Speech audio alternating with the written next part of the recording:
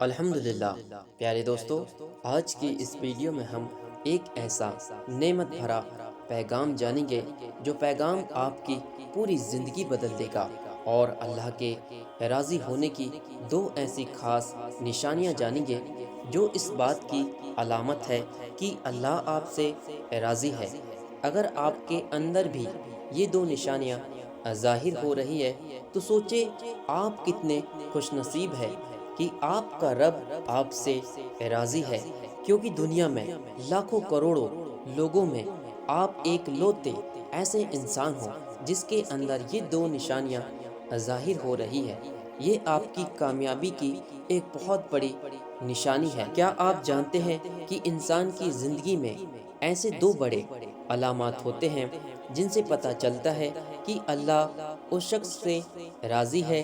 ان دو نشانیوں کو اگر آپ نے سمجھ لیا اور پھر اپنی زندگی کو اسی راستے پر ڈال دیا تو انشاءاللہ آپ کی زندگی اس دنیا میں آسان ہوگی، بلکہ آخرت میں بھی آپ کو جنت کی خوشخبری ملے گی۔ اور آپ یقین جانیے گا، یہ باتیں آپ کی پوری زندگی بدل سکتی ہے۔ اللہ کے راضی ہونے کی پہلی نشانی، اللہ تعالیٰ فرماتا ہے کہ بے شک جن لوگوں نے کہا ہمارا رب اللہ ہے، پھر اس پر استقامت اختیار کی، ان پر فرشتے نازل ہوتے ہیں۔ استقامت کا مطلب ہوتا ہے سیدھا راستہ پکڑنا اور اسی راستے پر چلتے رہنا، چاہے حالات کیسے بھی ہو۔ اور کیوں ہے یہ سب سے بڑی نشانی؟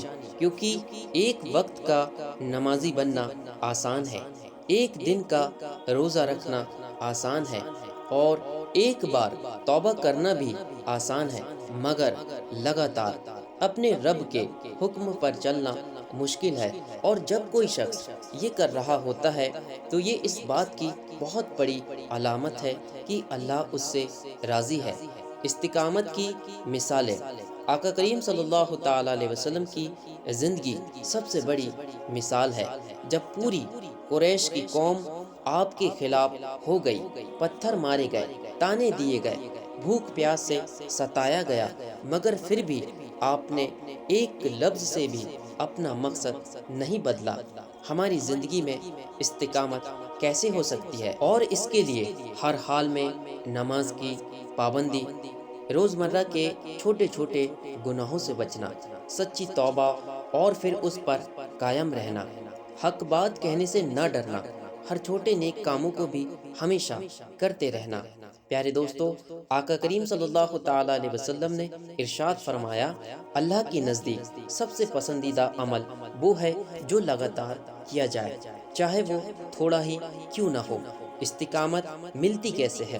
پیارے دوستو، استقامت ملتی ہے دعا سے، اچھی صحبت سے، جو لوگ دینی راستے پر چل رہے ہو، قرآن کی تلاوت سے، نفس کو کنٹرول کرنے سے، اپنی دل کی ہر خواہش کے پیچھے بھاگنا روکے۔ اللہ کے راضی ہونے کی دوسری نشانی، نیکیوں کی محبت اور گناہوں سے نفرت۔ آقا کریم صلی اللہ تعالی علیہ وسلم نے ارشاد فرمایا، جسے اس کی نیکیاں خوش کرے اور گناہ اداس کرے تو وہی مومن ہے۔ اور اس کا مطلب کیا ہے؟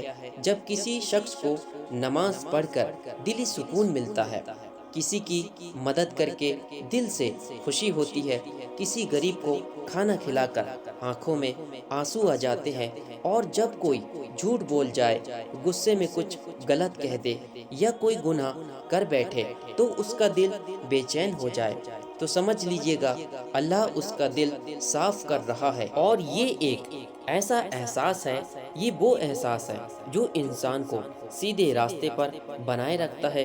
یہ وہ روحانی علامت ہے جو ایمان کی گہرائی کو دکھاتی ہے۔ اور یہ احساس ہم بھی کیسے پیدا کریں؟ تو اس کے لیے گناہوں سے توبہ کرے اور ان سے شرمندہ ہو۔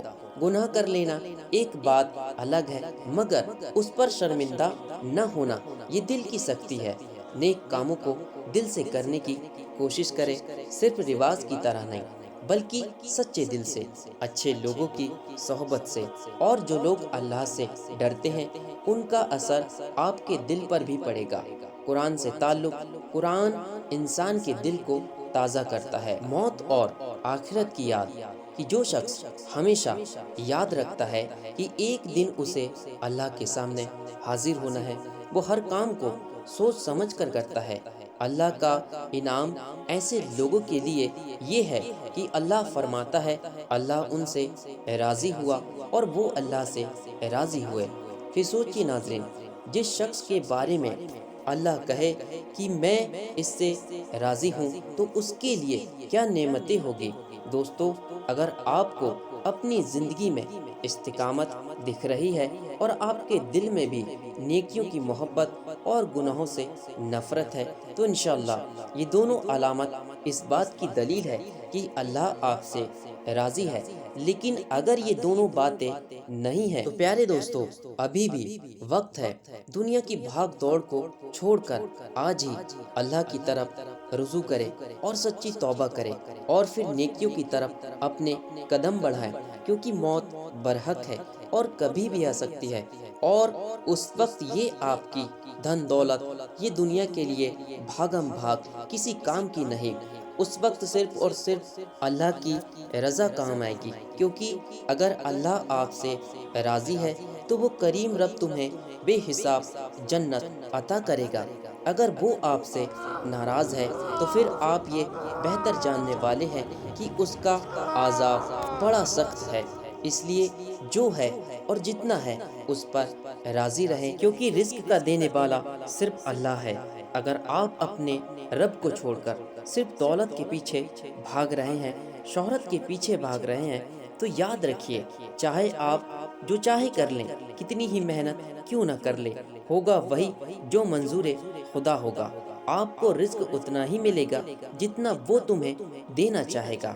اور وہیں دوسری اور اگر آپ آخرت کی فکر کرتے ہوئے، وقت پر نماز ادا کرتے ہوئے روزی کماتے ہو تو پھر وہ تمہیں ایسی جگہ سے رزق دے گا اور اتنا دے گا کہ تم نے شاید کبھی گمان بھی نہ کیا ہوگا۔ تو میرے دوستو، دنیا فنا ہے، اس سے محبت کرو گے تو بہت گھاٹے میں جاؤ گے۔